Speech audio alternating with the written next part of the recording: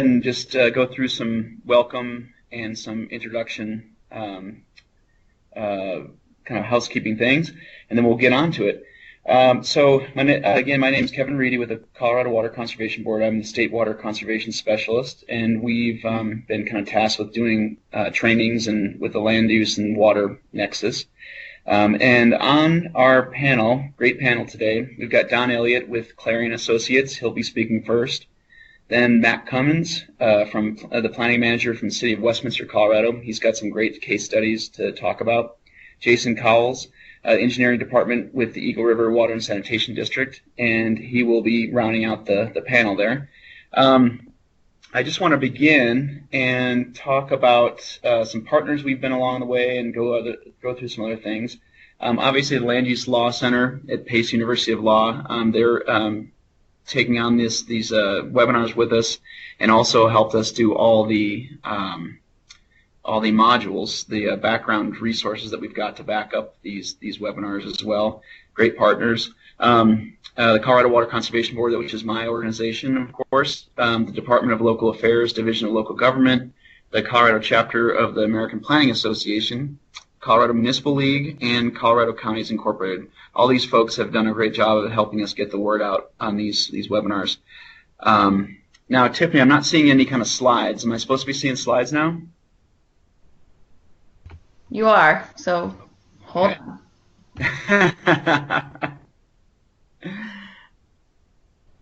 I'll wait a sec.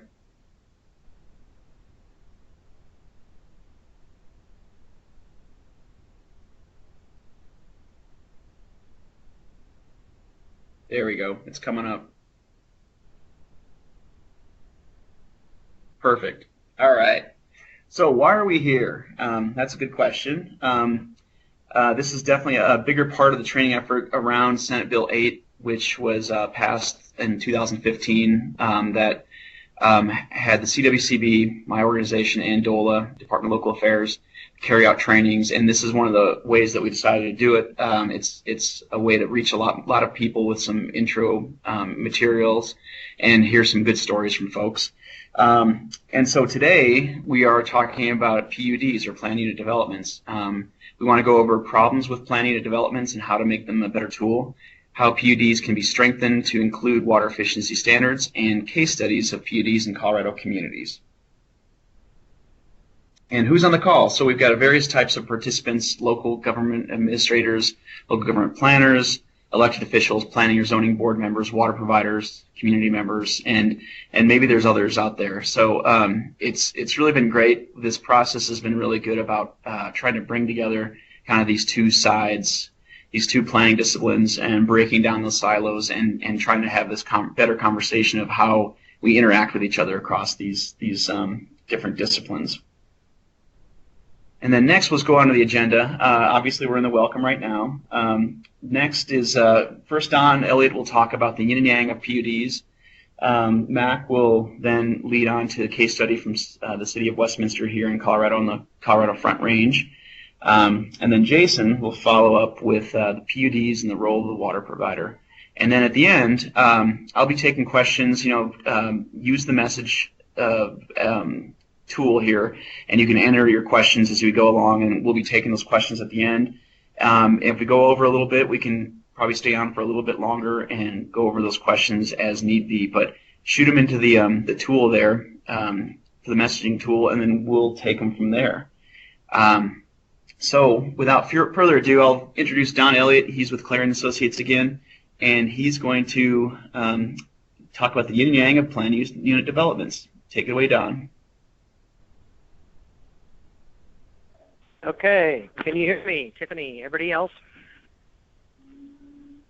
Can you hear me? All right. Can you hear me? Yes, Don. I muted myself. Okay, great, good. So I am sitting in the Albuquerque airport, and I can apologize in advance if you hear things in the background because I can't help it. It's an airport. And I will stay on the call as long as I can. And when I'm no longer on the call, that means I'm on an airplane. So, but I will stay as long as I can, probably through almost all of this. Let's talk about PUDs. I want to just do the introduction and kind of lay the framework. What are they? The slide should be up, Tiffany, called PUDs. What are they? First of all, Some places call them PUDs, planned unit developments. Some places call them PDs, planned developments. What it really is any term you want to use for it, but it's customized one-off zoning, and it's negotiated, hence the handshake image on the slide. This is something that's negotiated on a one-off, case-by-case basis between the local government and the property owners.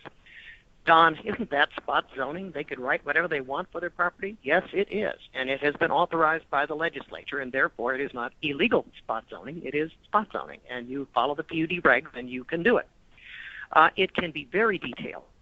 I sometimes call that snapshot zoning. The longer you look at something, the more the public's involved, the more meetings you have, the more it is refined into a very crisp picture of exactly what you want. We'll talk more about that later. Or it can be really vague. I own the property. I think I can make it worth more by negotiating some bubble diagrams and 100 units over here and 55,000 square feet of gross floor area over there. And I'll tell you later on what I'm really going to do, because I'm just trying to get preliminary zoning. And then if I have to come back and give you a plan later that tells you exactly what I'm doing, that's fine. I'll figure it out later. But zone me today. So PUDs can cover both the specific and the very general approaches to this type of zoning. Next slide. This one shows a blender on it. Because they are negotiated and because they're site-specific and between a particular landowner or group of landowners in the city, I call them part zoning and part contract. They usually include both of the following things.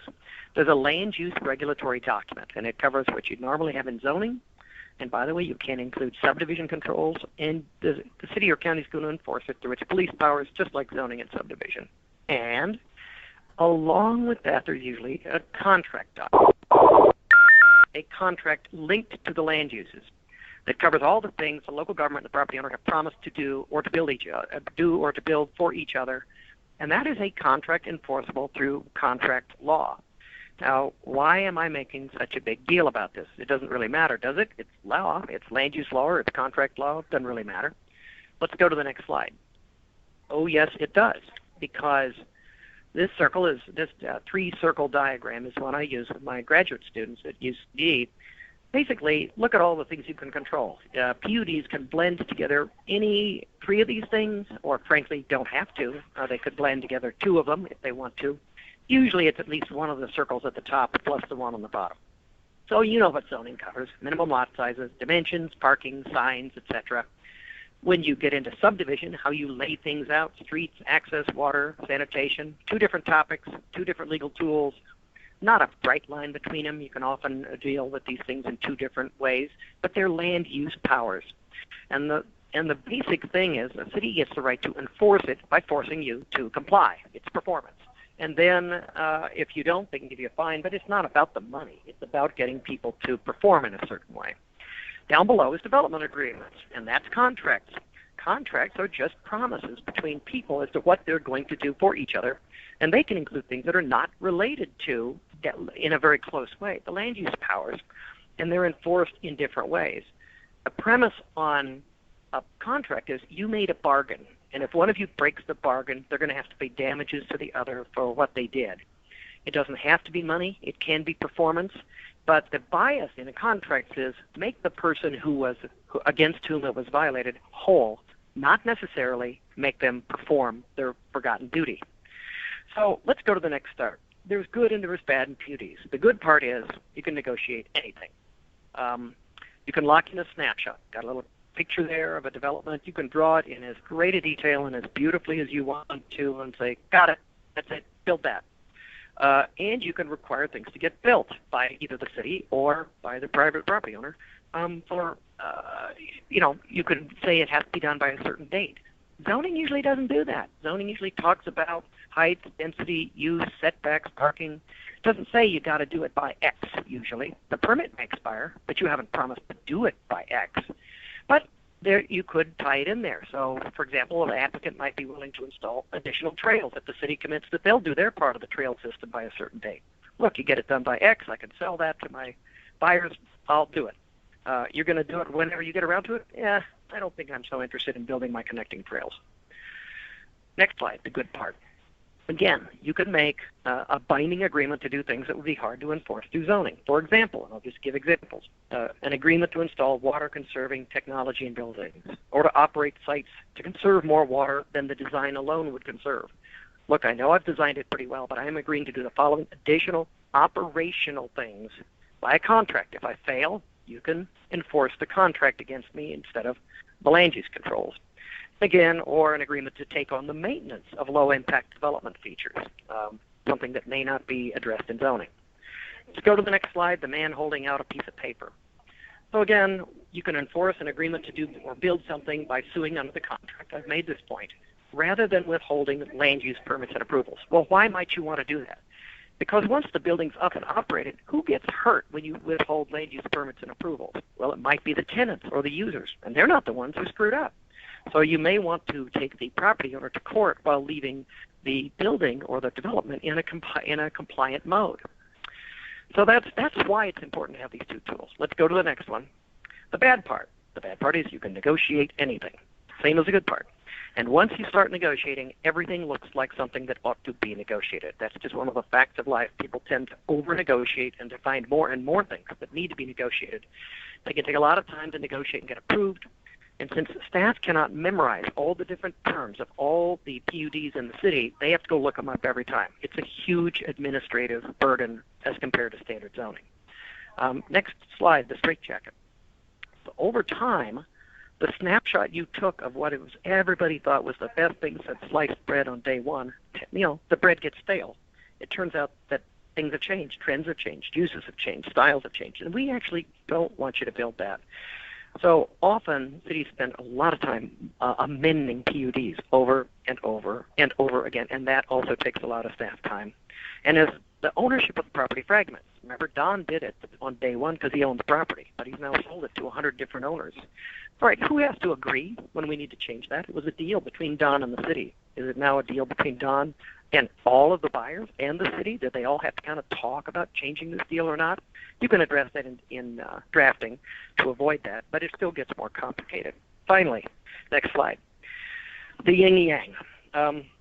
Because of these administrative problems, I have not got any clients who want me to write zoning codes with more PUDs. They all want me to limit them to complicated, big developments or complex, small developments, or big ones with big impacts. And that's, I think, what we want to talk about today, big developments that have significant water impacts and that you want to address. So I just want to point out on the next slide, which also has the yin-yang symbol, that you can do PUDs, but you can also sometimes achieve the same goal by just saying, here's standard zoning, and here's a contract. And we are going to tell you in your contract that you got to obey the zoning. And we now have a contract and a way to enforce it, even though it's not linked at the hip with the zoning. They're not conjoined, but we have two different tools that don't have to be, because it's standard zoning, they don't have to be negotiated and renegotiated and amended very often. The standard zoning tends to be somewhat looser than the negotiated zoning. Let's get to the next slide, the long road image. I just want to point out that when we get into these issues of PUDs and water, most agreements that are trying to save water or do something nice for the earth depend on both how you design it initially and how you operate it going down the road. Traditionally, construction agreements or zoning said, here's how you build it, now we're done. Good luck. Stay in line with the codes. But the more you have sustainability features, swales or water-conserving technology or features, it's very important that they be maintained and operated to maintain the benefits.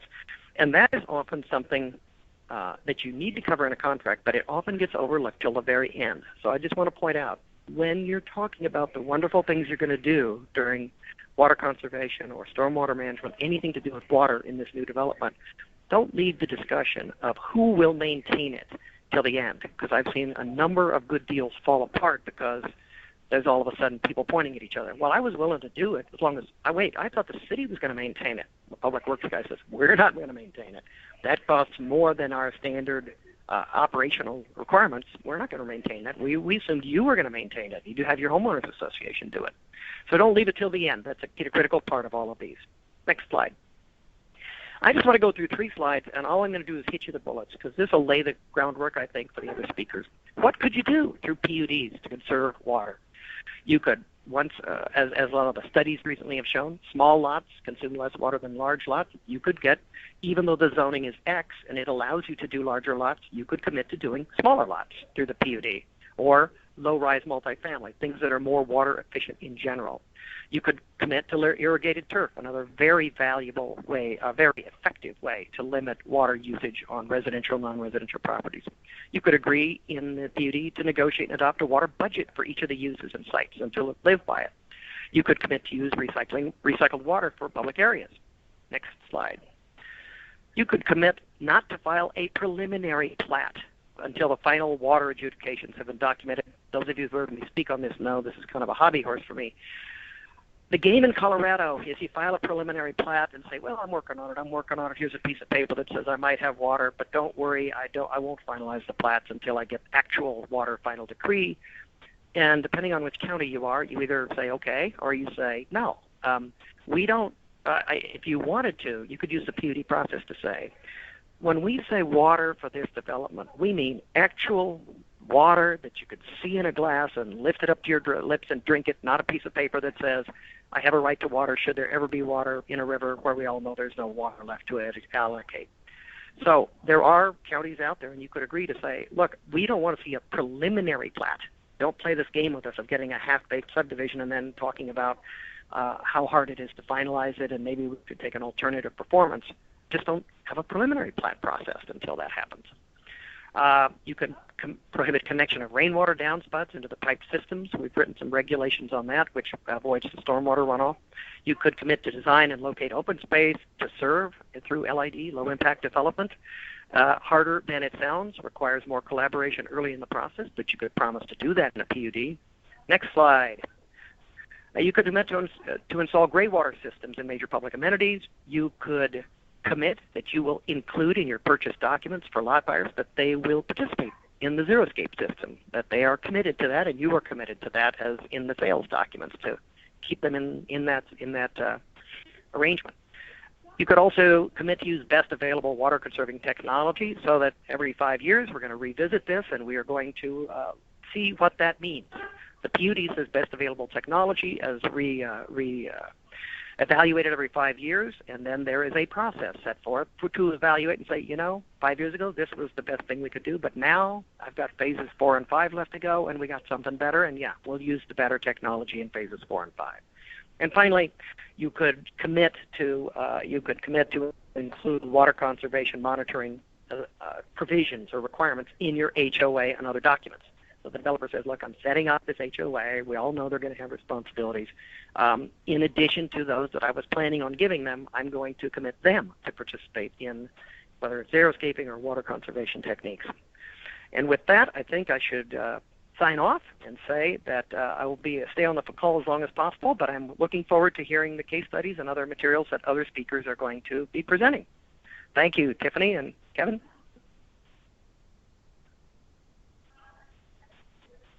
Okay, so I think I'm up now. This is Mac Cummins at the City of Westminster. Hopefully everybody can hear me okay. I actually got shut off halfway through there and had to re-log in, so hopefully I'm good to go here. I'm going to talk a little bit today about some very specific things that we are doing in Westminster. In the past, we talked about some of the philosophy and the policy and the coordination between our water folks and our land planning folks. But there's been some questions and people have asked me about exactly how do we implement those policy objectives. I'm going to walk everyone through those things. So Tiffany, get the next slide. Embedded in our approach to coordination of land use and water planning, we use the comprehensive plan as the document that sets out the master guiding build out of the city. So some cities and some of your local agencies may be using your zoning ordinances to do that, but we set out all of our land use in Westminster in our comprehensive plan, all residential densities, all commercial uses, and then we tie that to our comprehensive water supply plan. And so if you go to either document, they're both referenced and adopted at the same time, you will find exactly how much water is going to be used over the total build out of the city over the next 25 to 30 years. So, and if everyone has questions on that, I know we've covered that in past webinars. I'll be happy to talk to anybody individually about those concepts. Let's go to the next slide. So what I'm going to mostly talk today about is the landscape code and our growth management program. The other items on this list we've already covered in past webinars. And the reason I'm going to go ahead and do that is the growth management program is really where we allocate water use to very specific projects. And as everyone knows, water rights in Colorado are very, very important. And Don was just talking about the ability to physically access the water. And so the way we do that is each year we allocate a certain amount of water for very specific development projects. And then the next year we do the same thing, and the next year we do the same thing. And each year we recalibrate the total amount of water we have left in the system for allocation for development and how much water has been used over time. So that allows us to sort of keep very good track of how much total water we have. Go to the next slide. So I use this slide frequently. This is a slide that the Public Works Water Resources Manager and I put together a number of years ago. He helped put this all together to explain to City Council how dynamic the process is. So each time we do a planned unit development, as Dawn was describing what that process looks like, the negotiation, we end up with more residential units or more industrial that ends up using a bunch of water, and the dynamic nature of how that affects water modeling. And so we won't spend a ton of time on this, but I always put this up and offer if anybody wants this graphic. We found it to be very, very successful as we work with our elected officials and planning commission. So let's go to the next slide and we'll get into some of the nuts and bolts here, which I think is what everybody has been wanting to hear from Westminster. So growth management, as I mentioned, is the process by which we allocate water specifically to residential projects. So as everyone on this call probably undoubtedly knows, residential is generally speaking the most heavily water using land use as it relates to different unit counts and different lot sizes, especially for single family, et cetera, and landscape and so forth. So our process is effectively a competition, and once a year in the fall, we open a competition and take in submittals in a number of different categories: single family detached, single family attached would be townhomes, et cetera, senior housing, multifamily. These are categories that obviously they use different amounts of water, and so we take in competitive submittals based on design criteria, energy efficiency, low water using technology, et cetera, and then award to the projects that score the highest. And I'm going to show everybody how that works here in a second. Let's jump to the next slide. So we use the term service commitment. A service commitment is basically a single family detached unit equivalency.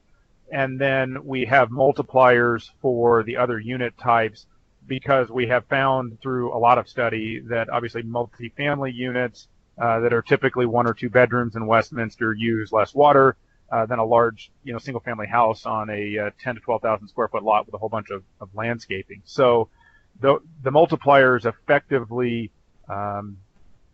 balance the scales for how much total water is used through the service commitment process, and then the service commitments tie directly back in our comprehensive water supply plan to the total amount of physical water that we've purchased through the years.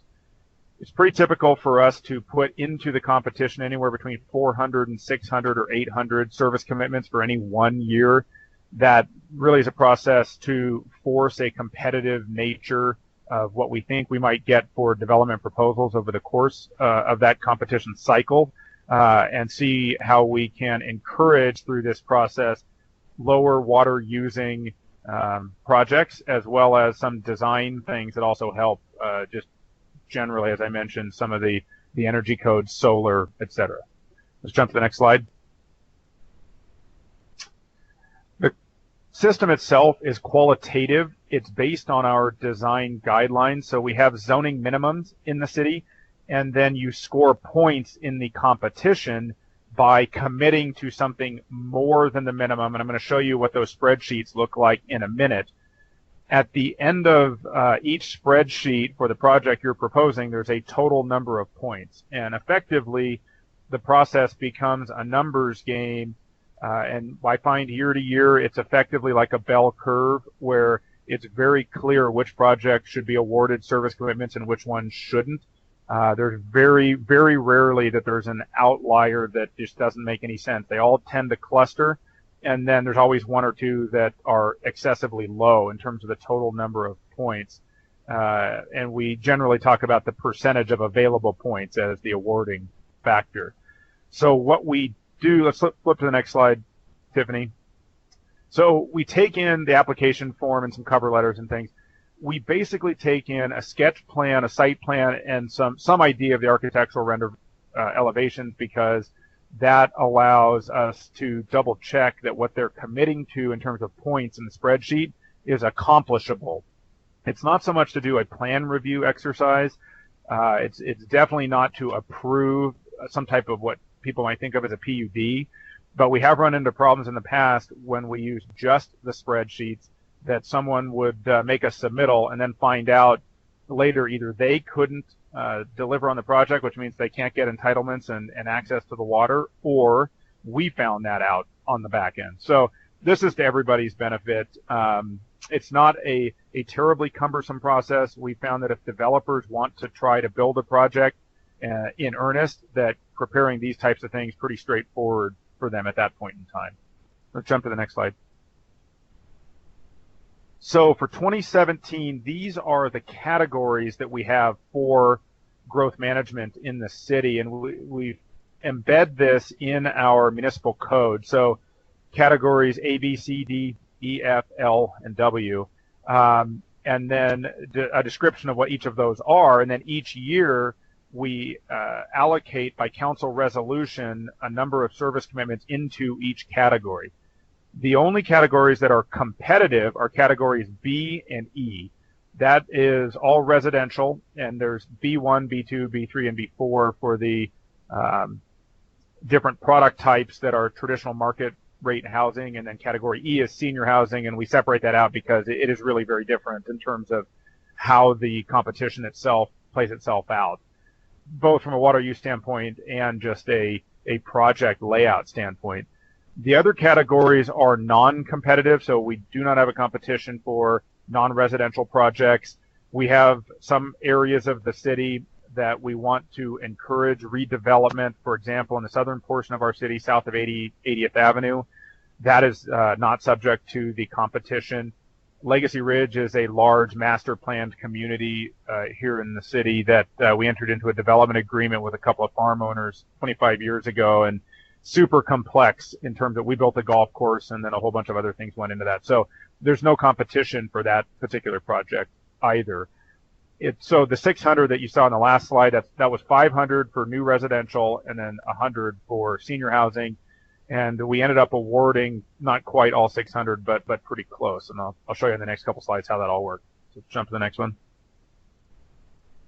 So when the projects themselves come in, they come in, as I mentioned, with a spreadsheet that you'll see in the next couple of slides.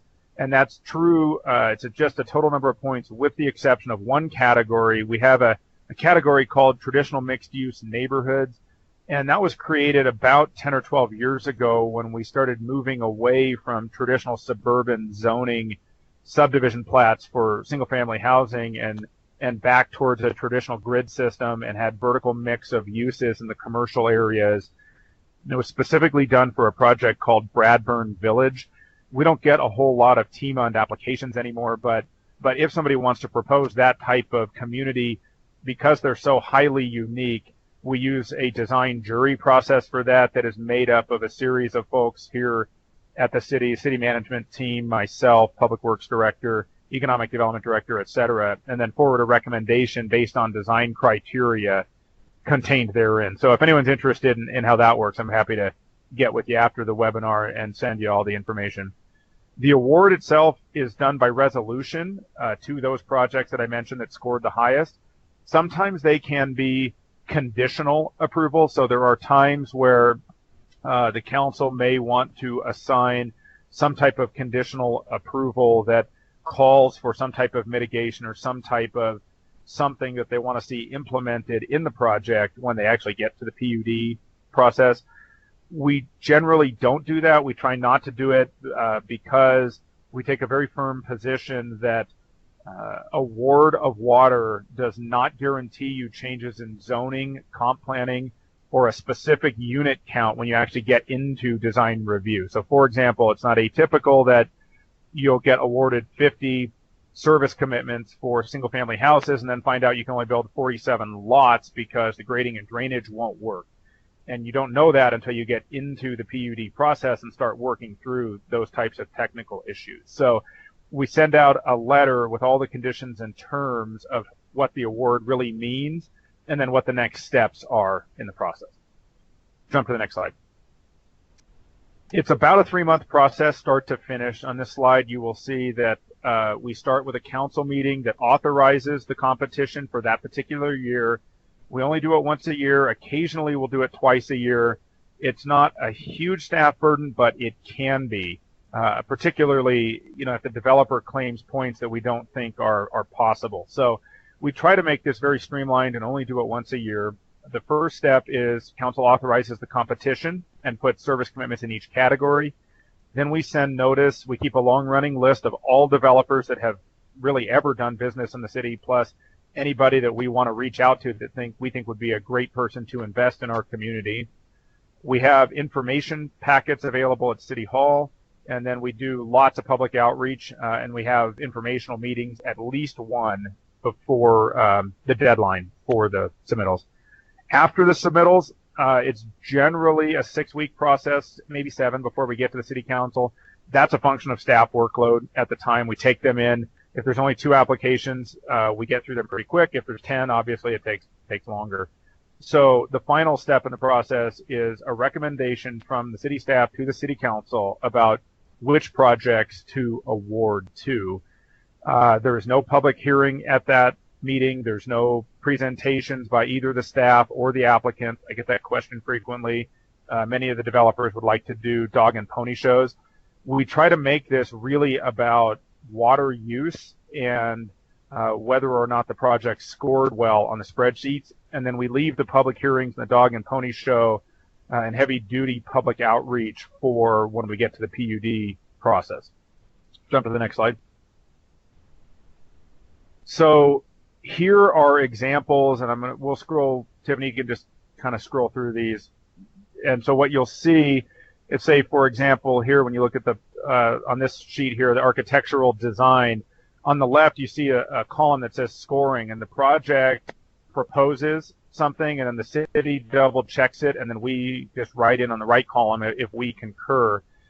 So you'll see what the maximum amount of points is and what the incentive is.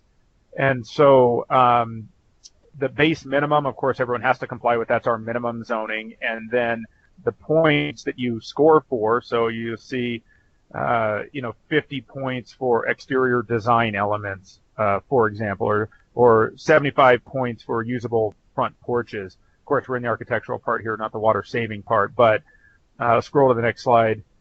Basically, the applicant just fills in what they want to try to score points for on the left, and then we double check it on the right in those columns. And now we're moving into the landscape design, where you'll see that we look at detention ponds, we look at plant material and rights of way. If we go to the next slide, I think we'll start to get into some of the energy efficiency and LEED things. These are things that we're actually looking at updating this summer to try to be even more aggressive at incenting environmentally friendly design.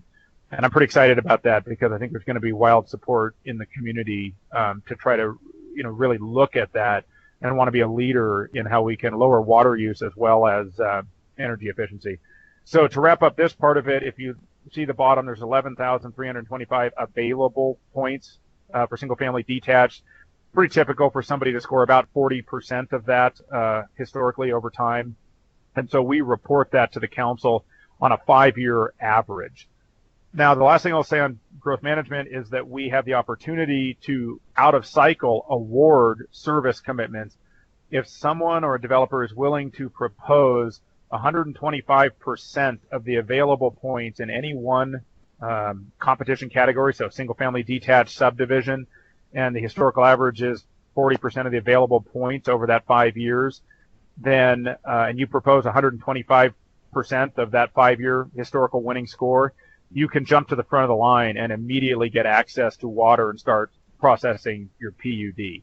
And that's a good way for people that really want to do exemplary projects, particularly as it relates to the environmentally friendly part of these things, to bypass the once-a-year competition, move straight into design review. So let's jump to the next slide. I'm going to run out of time here. Next slide. So this is our landscape code. So we get a lot of questions. Well, how do you actually implement these concepts of low water usage? And we do that in our PUDs. Land use, as I mentioned, is all regulated by, and density by the city's comprehensive plan. The city's landscape code is implemented into our PUDs on what we call an official development plan. But the landscape plans themselves, and I can get anyone examples of this if you want to see it, specifically call out all of our landscape and water usage policies and minimums and maximums. So if you jump to the next slide, you will see in our official development plans and on the landscape plans exactly which area is being designated as high water zones, moderate water zones, and low moderate zones as defined in our landscape code. We require smart water fixtures. We require soil amendment, which I'll show on a slide here or two, and all of these other types of implementation procedures for two reasons. One, it makes it very clear what you're permitted to do and allowed to do. And then secondly, it allows for an enforcement mechanism after everything is built when we go to do our post-occupancy audits several years down the road, so that we can talk to whoever owns the property at that time about what the expectations are for water use. So jump to the next slide. And so we try to make a financial incentive for using reclaimed water. This is a big effort for the city. We have been expanding our reclaim system all over the city. So I won't spend too much time on that today because I wanted to spend some time on the technical stuff, but I'm happy to get anyone in contact with our water folks if you want to know how that works. Soil amendment is probably the single biggest thing that we have done. And this is a very simple slide, but we've got all kinds of data if anybody wants to look into this. Everybody's aware of our clay soils and how everything, the soil here in Colorado. Mixing this in absolutely lowers water use, and it also makes the plant material more likely to live in the first couple of years, which, as everyone knows, greatly aids in the look of development projects. And that's a requirement in the PUD, and then our guy goes out and actually inspects, make sure it's been tilled in correctly before they can start doing anything else with their dirt. I think that's it for me, and so I'm ready to hand it off. Thanks, everybody.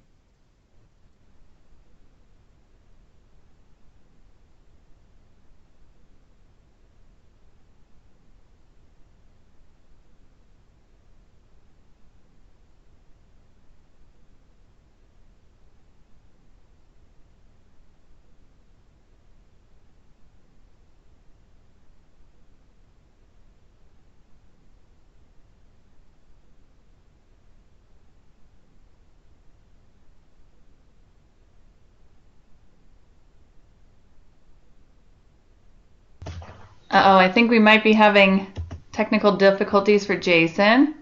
Hold on 1 second, Jason. I'll get you back on in 1 minute. Just bear with us, everybody.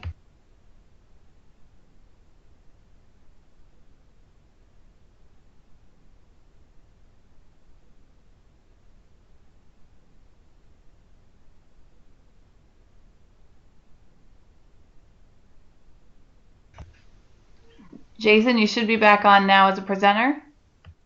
Okay, here I am. Sorry about that. Hold on 1 second. Can you hear me? I'll put the slides up. Hold on. Okay.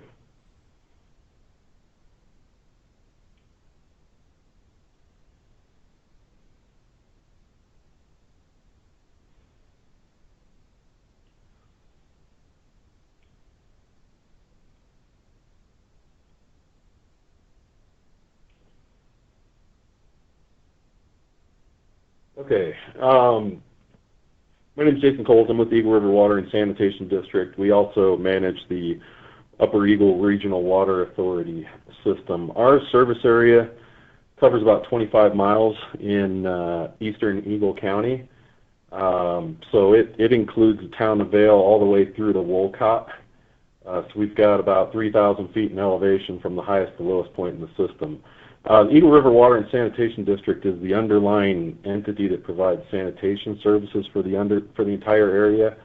Minturn provides its own water. The town of Vail is a sub-district, a water sub-district of ERWST. And then the Upper Eagle Regional Water Authority is the water provider from Eagle Vale to Cordillera, essentially. I'm going to kind of focus more on the water authority today. The only town, statutory town in the water authority service area limits is the town of Avon. What you'll see there is Edwards, Berry Creek, Cordillera, Arrowhead, Bachelor Gulch, and Beaver Creek, and Eagle Vale are all essentially PUDs, or subdivisions that were created in unincorporated Eagle County. So, and the fact that most of our area is unincorporated, PUDs are kind of the dominant land use type that we see for most new developments coming in, because the county's zoning designations are fairly restricted or limited in what can be done. So a PUD gives developers a lot more flexibility in what they can do. When we agree to serve Tiffany, you can go to the next slide, please. We agree to serve a new development. We have a water dedication policy. Basically, when the water authority was formed, the entities that make up the water authority pooled their water rights and resources together and agreed to serve the build-out of all existing or permitted land uses. So the projected water rights remaining at build-out for those existing land uses, we take what's left over, and that is our unallocated pool of water that is available to serve new development if the board chooses to do so. So service to any new land use or redevelopment that increases water consumption is going to require the dedication of water rights, or they can do a cash payment in lieu of water rights from this unallocated pool. And in past history on the water dedication policy has been that the dedication requirement was set at 120% of the projected consumptive use of a new development based on a conservative water demand worksheet. So in theory, I guess part of the problem behind that is we just assumed that the development was going to use more water than what they said they were going to when they came in. So we made them buy more water from us. So rather than managing their water use, we're essentially just causing them to overpay. So you can go to the next slide, please, Tiffany. Some of the developers needed to pay cash in lieu of water rights. They were either unwilling or really unable to pay up front until their entitlements were in place because they couldn't get financing. So what was happening was our water service agreement that would come with the payment of a cash in lieu for water rights was typically happening after a PUD project was approved and had gone through a preliminary plan approval. So the water service agreement that we were signing with the developer really wasn't enforceable by the land use authority. We were kind of left to our own authority as just a water provider and not a municipality that has all the land use function built in. Our hammer is we can turn off your water, and that obviously is not really very productive. So, and again, like I said, this rather than managing water use to a number, this 120% dedication policy just goes above and beyond projected use to cover overuse of development. So we've been working with our local land use authority, Eagle County, and kind of starting discussions with them, as a result of what we've learned through this process, realizing that we need to be a little more in lockstep with them when they're looking at and approving a new development, particularly with PUDs. So you can go to the next slide, Tiffany. So our first step was the county did a comprehensive plan update for the Edwards area, which is the largest unincorporated area that we expect, more urban development to occur in. So we got certain goals in that master plan document to encourage water efficiency in terms of landscape and irrigation practices, to limit consumptive use of water in new developments.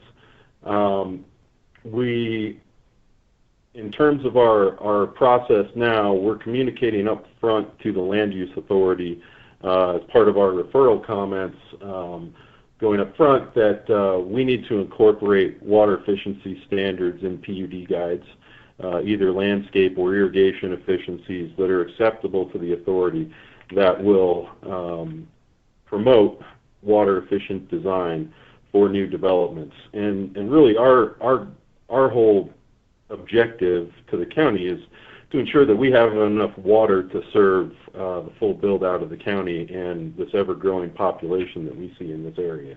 So we want to make sure that new developments are efficient. And part of the carrot to that, to get the to the development community, is that this 120% dedication requirement that we were doing in the past, that may be reduced down to 100% even, if they can demonstrate that the development will be water efficient through the use of an enforceable water efficient landscaping and irrigation standards. So the cash in lieu amount that they may pay up front could be reduced by up to 20%.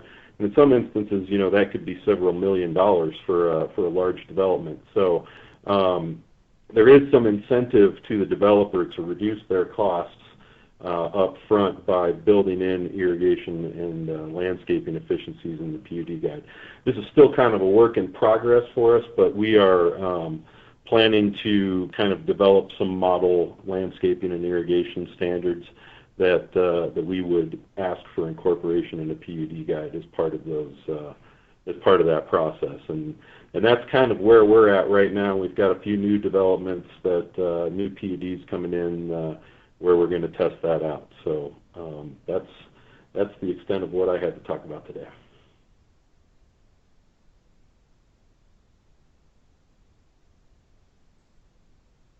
Okay, great. We're on to the questions. Thanks guys for those great presentations. And if you have some questions, just put them into the message board there, and I'll just take them in turn. Who's ever got questions, just start typing them in. For any of our presenters, hopefully Don's still on the line and not on a plane yet. But we'll see what we got.